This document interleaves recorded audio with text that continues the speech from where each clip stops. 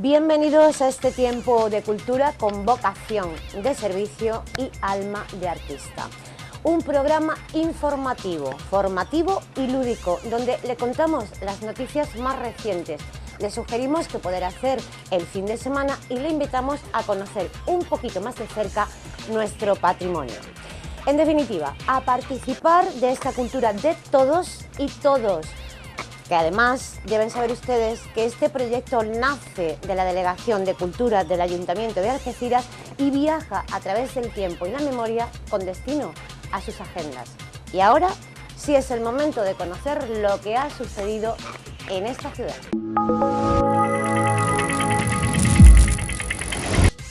El Ayuntamiento y el Grupo Filatélico colaboran en el lanzamiento de un sello promocional del barrio del Saladillo.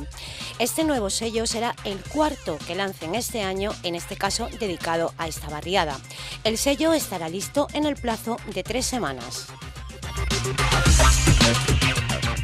La Unión Fotográfica y Cinematográfica de Algeciras, la UFCA, prepara un nuevo proyecto, una colección de fotografía artística de los fondos de la entidad, así como espacios dedicados a talleres, cursos, conferencias y demás actividades de promoción de la fotografía. La delegada de Cultura, Pilar Pintor, inauguró en la Sala Caja Sur la exposición pictórica Consonancia de Estados del artista algecireño Alberto Toca. La muestra reúne un total de 24 cuadros que resumen los casi 5 años que este joven creador lleva dedicado al mundo de la pintura. Podremos visitarla hasta el 19 de diciembre en las instalaciones de la Sala Caja Sur. Destacado éxito el que registró la nueva entrega de las Noches del Club de la Comedia en el Teatro Florida. En esta ocasión tuvo como protagonista al humorista Sergio Fernández el Monaguillo, acompañado por los también monologuistas Tomás García y Miki Decay.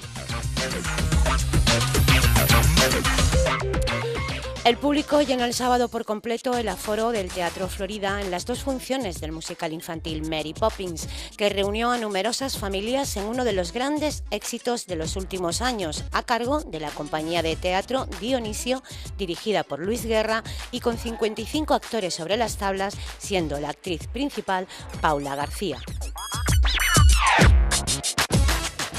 El Teatro Florida abre sus puertas para acoger la 7ª edición de Algeciras Fantástica, que permanecerá activa hasta el próximo sábado 14 de noviembre, cuando tendrá lugar la clausura con el homenaje a la actriz Macarena Gómez, quizás más conocida por su papel en la serie televisiva La que se avecina. El edificio Pérez Villalta alberga durante estos días el terror del cine y la pasión de la poesía. Los efectos especiales fantásticos de Daniel Postigo es una pequeña muestra de atrezo de películas de terror que posará junto a otra exposición de la fotografía fantástica de Juan Pérez de la Torre, Mariló Calvente y José María Cantero. Y por otro lado, Juan Emilio Ríos nos presentaba su poemario Un sendero entre la niebla. Ahora quiero invitarles a un paseo por nuestro patrimonio, con un único deseo, el de abrir las puertas de la historia. En esta primera entrega nos espera el arqueólogo municipal Rafael Jiménez Camino, porque a veces, afortunadamente, todos los caminos conducen a Roma sin movernos de Algeciras. Estamos en el almacén, en el depósito del Museo Municipal de Algeciras, donde se encuentran todas las piezas que salen de todas las excavaciones que se realizan en la ciudad. Aquí tenemos restos desde época prehistórica hasta el siglo XX. Especialmente las piezas que en mayor cantidad tenemos son de época medieval, porque es cuando Algeciras alcanzó mayor esplendor, pero también tenemos muchas de época romana. Evidentemente esta es una ciudad que tiene muy pocos restos emergentes, que tiene pocas iglesias, que tiene pocos restos conservados por su propia historia, porque en el siglo XIV fue destruida y no se recuperó hasta el siglo XVIII, y entonces la mayor parte de los restos antiguos que tenemos son a partir de excavaciones arqueológicas, con lo cual estos restos son los más representativos de nuestro pasado.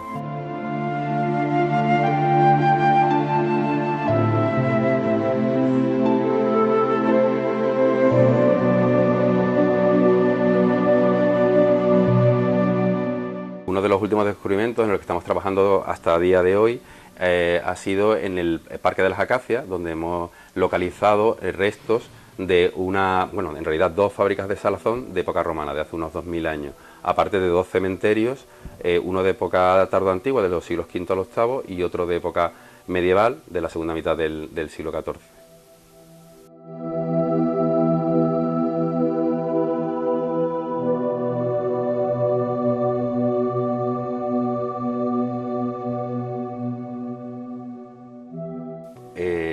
Pues las fábricas que hemos estudiado, que hemos estado investigando en el Parque de las Acacias, estaban compuestas de un área de despiece del pescado y de un área para el procesado, para el salado, porque en aquella época no había neveras y entonces uno de los mayores conservantes era la sal. En estas piletas se echaban proporciones de pescado y capas de sal para su conservación. Hasta ahora se había planteado que estas fábricas se dedicaban especialmente al atún, pero el atún es un pescado estacional que entra en el Mediterráneo entre mayo y julio, y entonces nos planteamos también qué podrían hacer estas personas durante el resto del año, si simplemente funcionaban las fábricas en este periodo estacional o si el resto del año. Y una investigación que realizamos con la Universidad de Cádiz en el año 2001, a partir de los residuos de la basura que se tira en estas piletas, que es la que se procesa en las fábricas cercanas, llegamos a la conclusión pudimos analizar los diferentes tipos de pescado que se procesaba. Descubrimos que se procesaban sardinas, que se procesaban boquerones, marrajos, todo ello especializado por fábrica. Unas fábricas se dedicaban a unos peces y otras a otros. Pero lo realmente interesante de este estudio es que descubrimos que no solo era pescado lo que se procesaba, sino que también había conserva cárnica.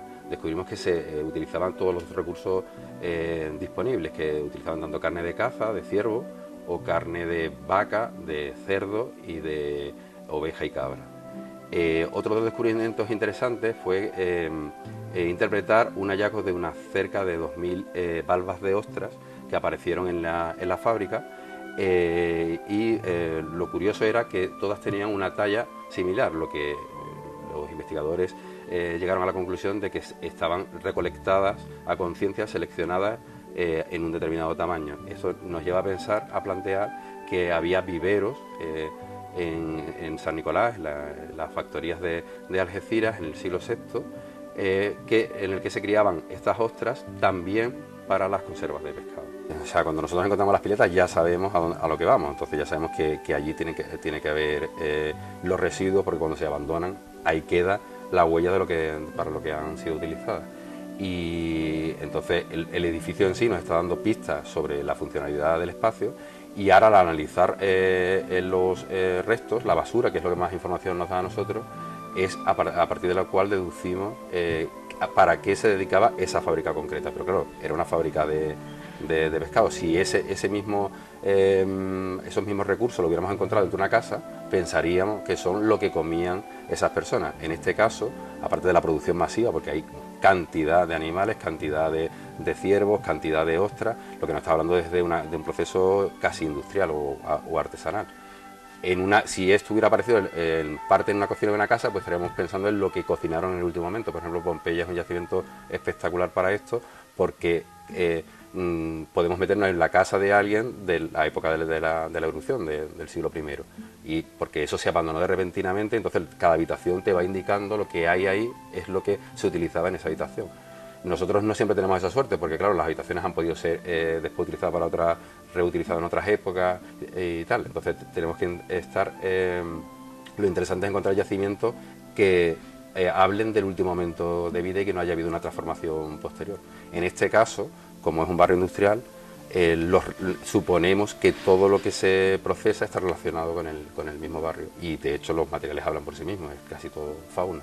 Bueno, pues aquí tenemos gran parte, la parte seleccionada de la gran parte de material que ha salido de la excavación. Han salido más de 50 cajas de material y esto es una muestra representativa. Por un lado tenemos un conjunto de más de 29 monedas de época romana, aparte de 2 de época medieval, que nos va a venir muy bien para poder concretar la fecha de determinadas estructuras. Por ejemplo, de las tumbas del cementerio, una de esas tumbas la mujer de unos 35 años que se enterró allí, porque también tenemos antropólogos que están estudiando los enterramientos, se enterró con 4 monedas y estas monedas que están aquí son las que nos permiten concretar la cronología, que sabemos que la tumba es posterior al siglo V porque la moneda más moderna era de finales del IV, principio del V. ¿Qué más objetos tenemos? Bueno, pues como hemos hablado, es un yacimiento totalmente relacionado con la pesca, con los recursos marinos. Y aquí tenemos pues anzuelos de época romana y parte de una aguja, está fracturada, es una parte de una aguja para coser redes. Otros restos, bueno, estos también son muy interesantes porque nos hablan de cómo se estructuraba ese barrio. Aquí tenemos un resto de una pilastra de mármol, una pequeña placa de mármol y restos de pintura, de estucos pintados en rojo y naranja, que no tienen nada que ver con la factoría. La factoría es un elemento que está hormigonado para ser hidrófugo, para repeler el agua, para el tratamiento que se hace con los pescados. Y entonces esta decoración no es propia del ambiente industrial, pero nos está hablando de lo que no vemos ahora mismo, pero que tiene que estar alrededor, que son las casas. Igual que, bueno, este yacimiento se podría comparar perfectamente con el de Bolonia. Si nosotros nos damos un paseo por la calle de las Columnas, que es la que va hacia la playa desde el Foro en Bolonia, vemos que al lado entre las factorías hay casas que seguramente serían de los propietarios de las mismas fábricas. Y estos restos seguramente nos están hablando de cómo eran y cómo se decoraban esas casas.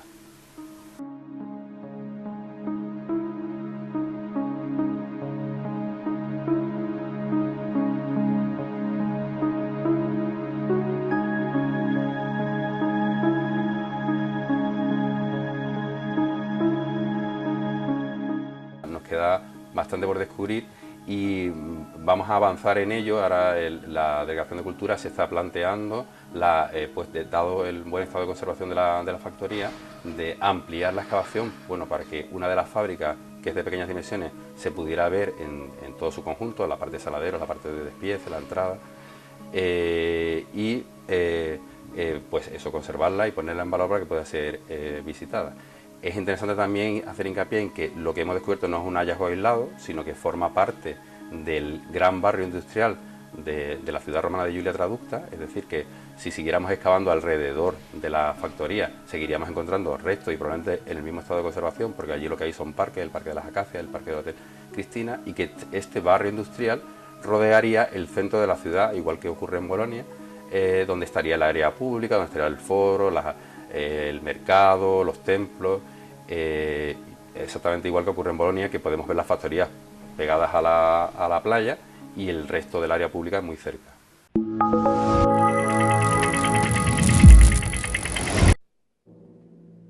Para Francisco de Goya, genio universal de la pintura, el sueño de la razón produce monstruos. Y aquí, en Algeciras y en noviembre, el sueño de la cultura también produce monstruos, aunque a veces sean tan entrañables como los místicos del inolvidable Nacho Falgueras, pero también y sobre todo lo mejor del género de terror y la ciencia ficción en todas sus disciplinas artísticas, con Algeciras Fantástica 2015. Silencio, se apagan las luces de la sala y se encienden los miedos, el cine y su belleza. En el Teatro Municipal Florida, ocupen su localidad. Todo el terror se acabará.